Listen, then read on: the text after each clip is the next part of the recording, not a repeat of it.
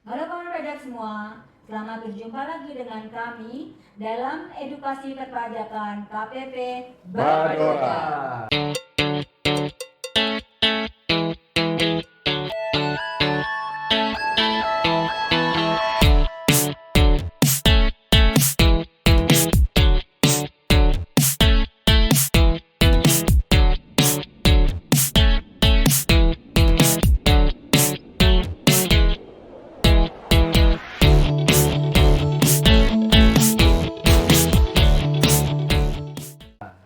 Saya Endang bersama narasumber kita pada hari ini, yaitu Bapak Slamet Wahyudi Selamat siang kawan pajak semuanya. serta Mas Teddy Haryadi. Halo kawan pajak semua. Kawan pajak semua, apa kabarnya nih? Semoga semua dalam keadaan sehat selalu ya. Kawan pajak semua, sebelumnya diinformasikan bahwa KPP Badan dan Orang Asing melalui fungsional penyuluh, salah satu layanannya adalah memberikan edukasi perpajakan. Pembahasan kita pada kali ini adalah mengenai PMK 60, tentang batasan rumah umum, pondok boro, asrama mahasiswa dan pelajar, serta rumah pekerja yang dibebaskan dari pengenaan pajak pertambahan nilai. Baik kawan pajak semua, langsung saja kita mulai bertanya-tanya, kita kupas tentang PMK 60 ini melalui narasumber kita pada kali ini. Saya mau bertanya dulu nih sama Pak Yudi nih. Iya. Apa sih latar belakang dikeluarkannya PMK 60 ini? Jadi begini Bu Endang ya. Jadi dapat saya jelaskan bahwa kebutuhan atas rumah bagi masyarakat luas memang kebutuhan pokok yang mendasar dan mendesak. Dengan semakin keterbatasan lahan dan naiknya bahan baku material bangunan, semakin mendongkrak naiknya harga jual rumah itu sendiri. Ditambah lagi dengan permintaan masyarakat akan ketersediaan rumah juga meningkat. Namun di sisi lain juga adanya keterbatasan daya beli masyarakat karena adanya inflasi. Nah, di pemerintahan baru pun kalau kita baca di media massa bahwa akan dibangun sekitar 2 juta rumah ya, Bu Endang ya. Nah, ini untuk memenuhi kebutuhan perumahan bagi masyarakat luas. Nah, apa yang saya sampaikan di atas hal tersebut di atas, maka pemerintah sebagai regulator untuk bisa memfasilitasi adanya kesenjangan tersebut melalui terbitnya PMK nomor 60 tahun 2023 ini.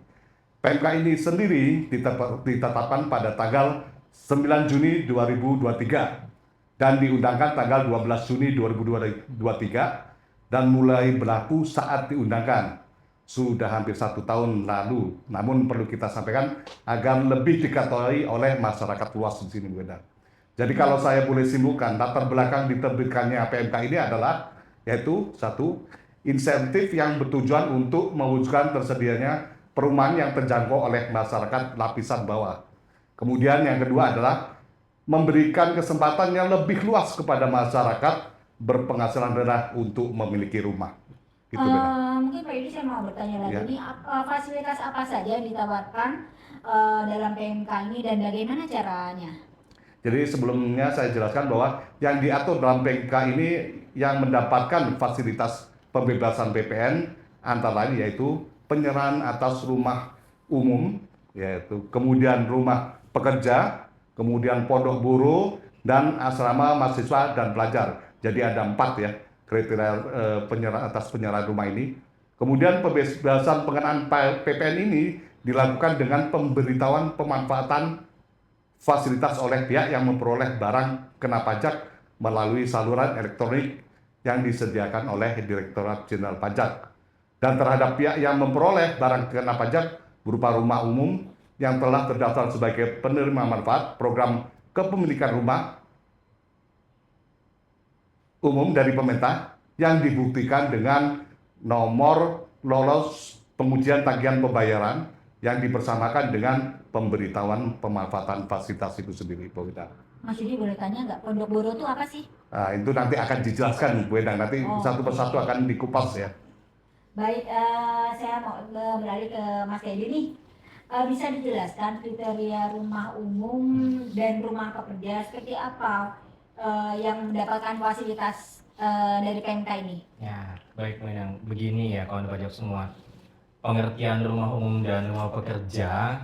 Jadi yang pertama itu ada batasannya yang dibebaskan dari pengenaan pajak pertama nilai. Itu yang pertama diperuntukkan untuk rumah umum, di mana rumah umum sendiri itu merupakan rumah untuk orang pribadi warga negara Indonesia yang termasuk dalam kriteria masyarakat berpenghasilan rendah. Ya, jadi penekanan di situ masyarakat berpenghasilan rendah sebagaimana diatur dalam undang-undang mengenai perumahan dan kawasan pemukiman.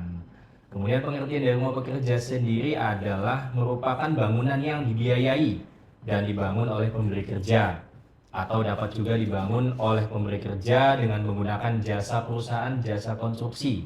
Jadi menggunakan kontraktor ya yang membangun rumah tersebut, dan diperuntukkan bagi karyawannya sendiri yang termasuk WNI ya, karyawannya sendiri warga negara Indonesia, tidak termasuk pemegang saham, direksi, komisaris, dan pengurus perusahaan sebagaimana dimaksud dalam ketentuan peraturan perundang-undangan di bidang perpajakan yang termasuk dalam kriteria masyarakat berpenghasilan rendah. Nah, ini yang termasuk kriteria MBR ya, untuk masyarakat berpenghasilan rendah itu sebagaimana diatur dalam undang-undang mengenai perumahan dan kawasan permukiman gitu.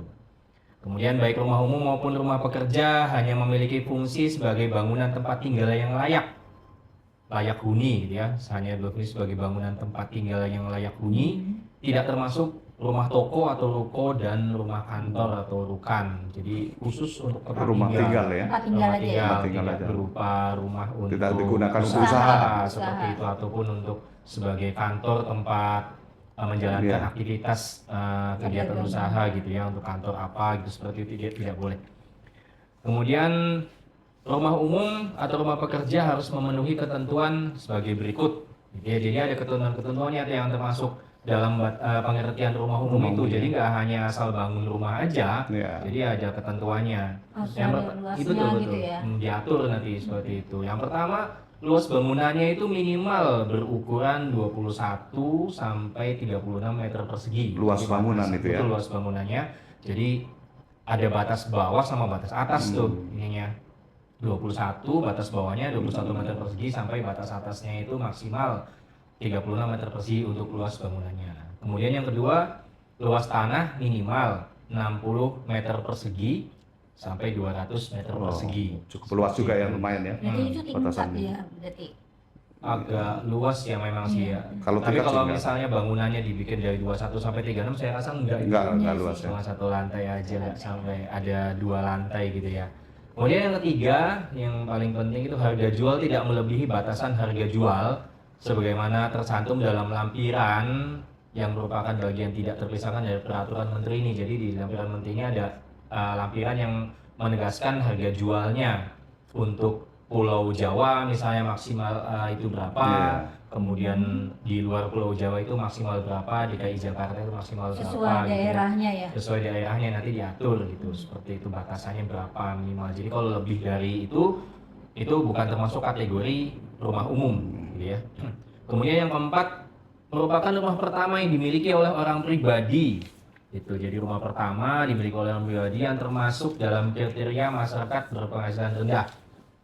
Dan digunakan sendiri sebagai tempat tinggal, kemudian tidak dipindah tangankan dalam jangka waktu 4 tahun sejak dimiliki. Seperti itu kira-kira persyaratannya. Jadi tidak itu. boleh dioper ke orang lain sebelum jangka waktu 4 tahun itu ya? Betul, jadi tidak boleh dipindah tangankan ya. Dalam hal ini dijual baik secara pindah kredit maupun secara cash gitu, seperti itu. Jadi selama 4 tahun masih punya masyarakat yang kategorinya MBR itu. Dan harus di tempat tinggali ya, nggak boleh dikosongkan atau disewakan ya. Kalau yang berpenghasilan rendah juga termasuk sesuai dengan pendapatan daerahnya Betul, masing-masing atau betul. gimana? Disesuaikan sama minimal Minimal pendapatannya itu pendapatan berapa yang daerah termasuk masing-masing ya. berpenghasilan rendah itu. Jadi bisa Gitu. dia kriterianya dari daerah mereka masing-masing ya. Betul, iya. Baik, untuk Pak Yudi mungkin Ya. adakah persyaratan lain untuk mendapatkan fasilitas ini? Misalkan dikaitkan dengan kepatuhan perpajakan. Terus apakah pembeliannya hanya secara cash atau kredit? Atau bisa dua-duanya? Oke, Bu Ena, mungkin saya akan menambahkan sedikit yang telah disampaikan oleh Mas Tepi tadi, yaitu Satu, untuk rumah umum wajib memiliki kode identitas rumah yang disediakan melalui aplikasi di kementerian yang menyelenggarakan urusan pemerintahan di bidang perumahan dan kawasan pemukiman dan atau badan yang mengelola tabungan perumahan rakyat. Jadi harus memiliki kode identitas rumah ya. Kemudian yang kedua, untuk harga jual yang tadi disampaikan merupakan nilai berupa uang, termasuk biaya yang diminta atau seharusnya diminta oleh pengusaha kena pajak yang melakukan penyerahan, karena penyerahan rumah umum atau rumah pekerja tidak termasuk PPN. Dan harga jual itu pun tidak termasuk biaya-biaya yang diminta pihak ketiga selain pengusaha kena pajak yang melakukan penyerahan rumah umum atau rumah pekerja, diantaranya biaya transaksi jual beli dan biaya transaksi pembiayaan. Kemudian yang ketiga, tadi disebutkan fasilitas ini diperuntukkan untuk masyarakat berpenghasilan rendah ya, yaitu masyarakat dengan besaran penghasilan paling banyak mengacu pada ketentuan yang ditetapkan oleh menteri yang menyelenggarakan urusan pemerintah di bidang perumahan dan kawasan pemukiman. Jadi memang udah diatur ya sama menteri yang menyelenggarakan urusan pemerintahan di bidang perumahan ini. Berarti kementeriannya apa ya? Kementerian PUPR ya? Menpera ya, PUPR ya, Menpera. PUPR Kalau ya, zaman dulu Menpera ya. Nah, seperti itu. Kemudian untuk keempat, pembebasan dari pengenaan pajak PPN atas penyerahan rumah umum dan rumah pekerja kepada orang pribadi yang telah kawin hanya dapat diberikan untuk 1 unit dalam 1 keluarga.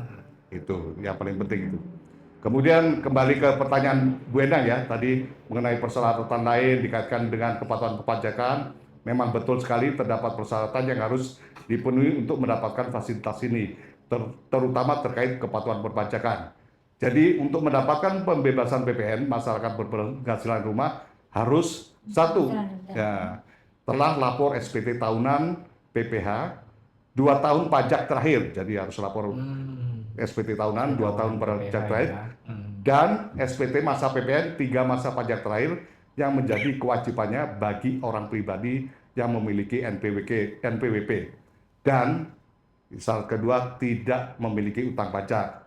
Nah, untuk perolehan baik untuk rumah umum dan rumah pekerja yang mendapatkan fasilitas pembebasan PPN ini, baik pembeliannya atau perolehannya dilakukan bisa secara tunai atau kredit atau pembiayaan kepemilikan rumah, Bu Endang.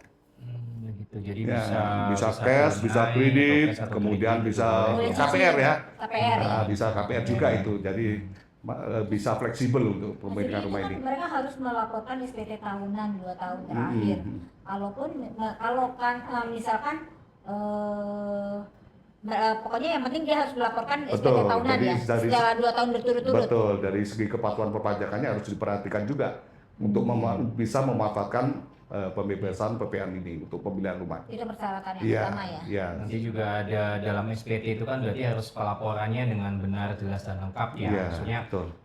yang melaporkan SPT terus mendapatkan fasilitas ini kan mengakunya masyarakat berpenghasilan rendah. Ya, Nah, nanti dalam SPT itu tidak hanya asal lapor saja, jadi penghasilannya itu Mencerminkan juga ya. mencerminkan juga. Dan itu Misalnya, juga didasarkan atas aturan betul. Jadi kementerian ya. kelihatan Kementerian, apa, ya, dia kelihatan. penghasilannya berapa, Iya, berapa sudah terus harus pendapatannya sesuai. berapa. Berhak atau enggak Berhak atas. atau enggak, karena memang situ tercermin nanti kalau misalnya ternyata memang tidak berhak, ya itu nanti akan menzolimi Iya, yang lain gitu ya. masih Dan banyak yang bisa memerlukan gitu. ya Pak Teddy Jadi ya. benar-benar Iya. yang berhak yang mendapatkan pembebasan PPN ini ya. Betul, betul seperti itu.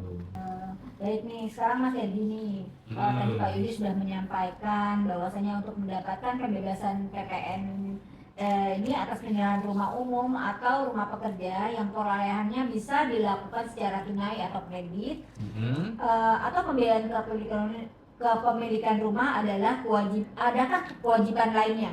Oh ya tentu saja ada dong Bu, ada kewajiban lainnya. Nah ini, jadi pihak yang memperoleh rumah umum atau rumah pekerja secara tunai dan atau kredit atau pembiayaan kepemilikan rumah selain program kepemilikan rumah umum dari pemerintah ya, harus menyampaikan pemberitahuan pemanfaatan fasilitas disertai dokumen berupa surat pernyataan atau keterangan bermeterai mengenai besaran penghasilan rata-rata dalam 1 bulan gitu ya, besaran penghasilan rata-rata dalam 1 bulan. Jadi ada pernyataan gitu ya di atas meterai, di situ nanti dia menulis berapa nih penghasilan saya dalam 1 bulan itu rata-ratanya. Nah, untuk perolehan yang pertama rumah umum dari pemberi kerja gitu ya. Maksudnya untuk memperoleh rumah umum, jadi masyarakat yang mengaku berpenghasilan rendah itu menyampaikan pernyataan gitu ya, itu dari pemberi kerja dalam hal pihak yang memperoleh barang kena pajak merupakan karyawan. Kemudian pihak yang memperoleh barang kena pajak dalam hal pihak yang memperoleh barang kena pajak merupakan pihak yang melakukan kegiatan usaha atau pekerjaan bebas. Gitu. Kemudian dari pemberi kerja dan pihak yang memperoleh barang kena pajak dalam hal pihak yang memperoleh barang kena pajak merupakan karyawan atau melakukan kegiatan usaha atau pekerjaan bebas. Jadi surat pernyataan itu untuk perolehan rumah umum itu diperolehnya dari pemberi kerja, kemudian pihak yang memperoleh barang kena pajak dalam hal ini misalnya penerima memperoleh barang kena pajak berarti yang pembelinya gitu ya. Kemudian pemberi kerja dan pihak yang memperoleh barang kena pajak kalau misalnya itu statusnya karyawan dan melakukan pekerjaan bebas gitu atau kegiatan usaha. Kemudian yang kedua, sedangkan untuk rumah pekerja dari pemberi kerja yang menyerahkan rumah pekerja gitu ya ininya untuk pernyataannya itu. Jadi untuk rumah pekerja itu surat pernyataannya itu dari pemberi kerja yang menyerahkan rumah pekerja. Tentunya sejalan dong kan diserahkan pada pekerjanya rumah pekerjanya itu, makanya pernyataannya pun harus dari pemberi kerjanya gitu ya. Kemudian menambahkan sedikit bahwa ini maksud masa penghasilan masyarakat berpenghasilan rendah sebagaimana yang dimaksud dalam PMK ini, PMK 60 tahun 2023, yaitu atas perolehannya antara lain yang pertama bagi rumah umum, bagi karyawan, yang pertama bagi karyawan berupa penghasilan bruto sehubungan dengan pekerjaan itu, jadi dapat gaji gitu ya, gaji brutonya, pendapatan kotornya itu berupa karyawan.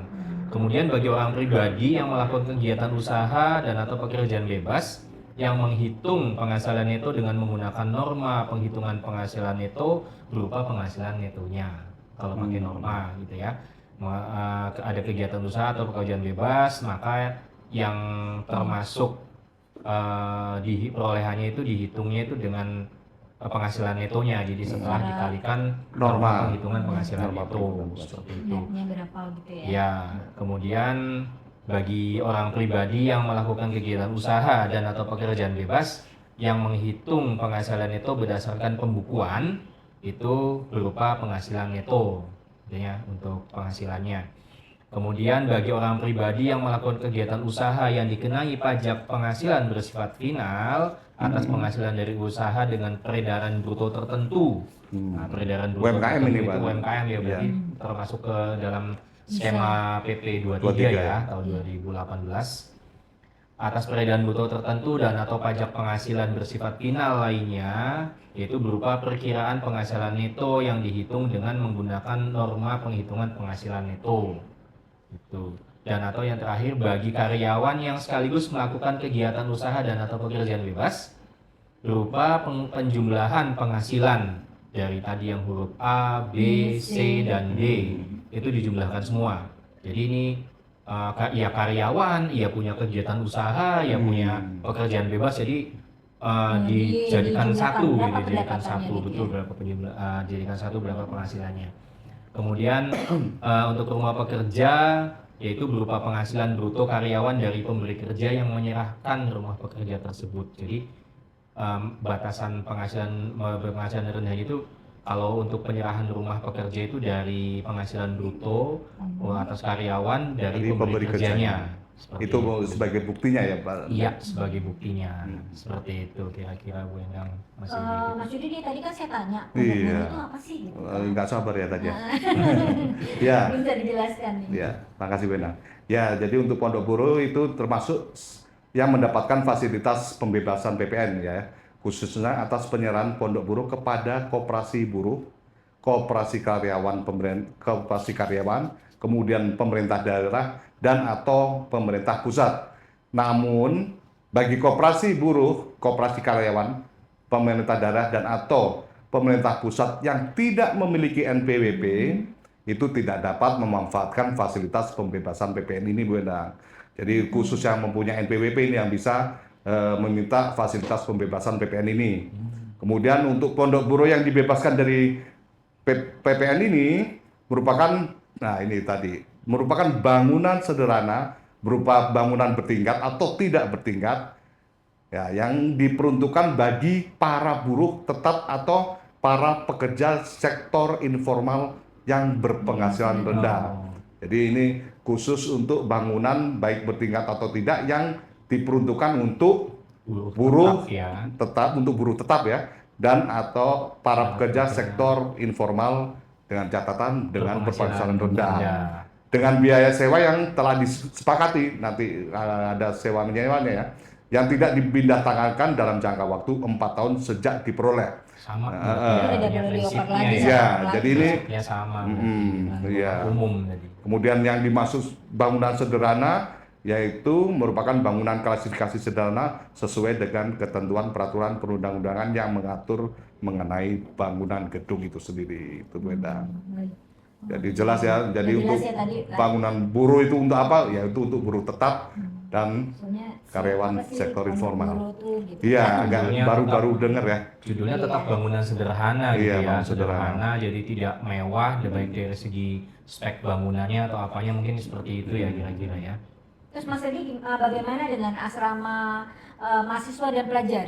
Baik, untuk atas penyerahan asrama mahasiswa dan pelajar kepada universitas atau sekolah, pemerintah daerah dan atau pemerintah pusat itu juga dibebaskan dari pajak pertambahan nilai. Ya, jadi penyerahan asrama mahasiswa dan pelajar kepada universitas atau sekolah, kemudian ke pemerintah daerah atau pemerintah pusat, itu juga dibebaskan dari pajak pertambahan nilai.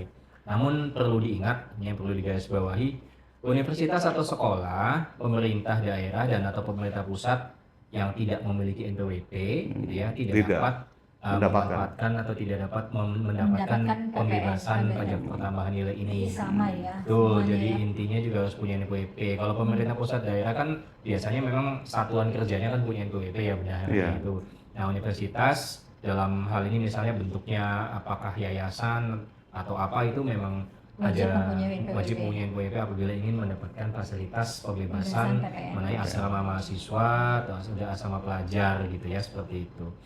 Kemudian asrama mahasiswa dan pelajar yang mendapatkan fasilitas pembebasan yaitu merupakan bangunan sederhana. Nah, balik lagi tadi penekannya memang bangunan sederhana gitu, tidak mewah gitu ya. Berupa bangunan bertingkat atau tidak bertingkat mirip seperti pondok buruh tadi, yang diperuntukkan khusus untuk pemondokan pelajar atau mahasiswa yang tidak dipindah tangankan dalam jangka waktu 4 tahun sejak diperoleh. Bangunan sederhananya betul merupakan bangunan klasifikasi sederhana sesuai dengan ketentuan peraturan perundang-undangan yang mengatur mengenai bangunan gedung. Jadi intinya sama tadi dengan rumah umum, pondok buruh, ada rumah pekerja gitu, bentuknya sederhana, kemudian tidak dipindah tangankan dalam jangka waktu 4 tahun. Nah, khusus untuk asrama mahasiswa dan pelajar ini diperuntukannya khusus untuk pemondokan gitu ya. Jadi pemondokan pelajar mahasiswa. Jadi kalau misalnya tidak ngekos bisa ada sekarang di situ. Memang sekarang kalau kita lihat di daerah-daerah khususnya untuk daerah yang ada universitas ya Bu Endang ya, banyak pemerintah daerah itu memfasilitasi putra daerahnya untuk menimba ilmu ya di universitas tersebut. Kayak di Jogja ya, ada di situ asrama mahasiswa Papua, asrama mahasiswa Sulawesi Selatan dan lain-lain ya. Jadi memang ini merupakan untuk mendukung pemerintah daerah untuk memfasilitasi putra daerah untuk menimba ilmu di daerah lain yang khususnya yang mempunyai universitas ternama ya benar. Baik Mas Yudi, mungkin bisa dijelaskan kewajiban PKP yang melakukan penyerahan untuk yang mendapatkan fasilitas ini, Mas Yudi. Saya akan menambahkan yang telah disampaikan di atas ya, dan apa yang sudah disampaikan Mas Yudi tadi, bahwa yang pertama untuk mendapatkan pembebasan pengenaan PPN atas penyerahan pondok buruh, maka koperasi buruh atau koperasi karyawan atau pemerintah daerah dan atau pemerintah pusat harus menyampaikan pemberitahuan pemanfaatan fasilitas. Begitu juga untuk mendapatkan pembebasan PPN atas penyerahan asrama mahasiswa dan pelajar, maka universitas atau sekolah atau pemerintah daerah atau pemerintah pusat harus juga menyampaikan pemberitahuan pemanfaatan fasilitas ini. Dan pemberitahuan ini itu disampaikan secara elektronik melalui saluran tertentu DJP ya, pada laman DJP oleh pihak yang memperoleh barang kena pajak, dan atas hal tersebut maka pihak BJP menerbitkan tanda terima, Bu Endang. Jadi setelah memberitahukan pemanfaatan mendapatkan fasilitas tersebut, maka DJP harus merespon dengan memberikan tanda terima secara elektronik kepada wajib pajak paling lama 1 hari kerja sejak pemberitahuan disampaikan. Nah, untuk menjawab pertanyaan dari Bu Endang bahwa pengusaha kena pajak yang menyerahkan barang kena pajak memberikan bukti penerimaan atas pemanfaatan fasilitas kepada pihak yang memperoleh barang kena pajak. Dan pengusaha kena pajak harus sudah memiliki tanda terima sebelum dilakukan penyerahan kepada pihak yang memperoleh barang kena pajak atau saat diterimanya pembayaran oleh pengusaha kena pajak yang menyerahkan barang kena pajak dalam hal pembayaran mendahului dilakukan penyerahan. Itu Bu Endang. Oke, baik. Nah, terkait dengan faktur nih Mas Dedi, karena ini dokumennya yang paling penting. Betul. Bisa dijelaskan? Betul.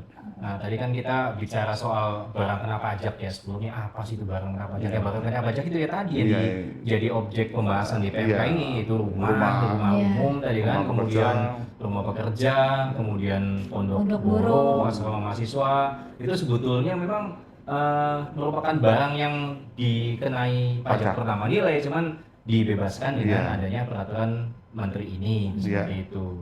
Jadi barang kena pajak tadi definisinya seperti itu ya kawan pajak semua. Kemudian pastinya sendiri pengusaha kena pajak yaitu dalam hal ini yang menyerahkan gitu ya, yang membangun gitu, baik itu developer ataupun nanti pengusaha jasa konstruksinya gitu ya, yang melakukan penyerahan atas rumah umum, pondok guru, asrama mahasiswa dan pelajar serta rumah pekerja itu wajib membuat faktur pajak ya, wajib sekali membuat faktur pajak tetap. Kan sudah dibuka sebagai PKP, walaupun ini dibebaskan tapi tetap membuat faktur pajak ya, sesuai dengan ketentuan peraturan perundang-undangan di bidang perpajakan.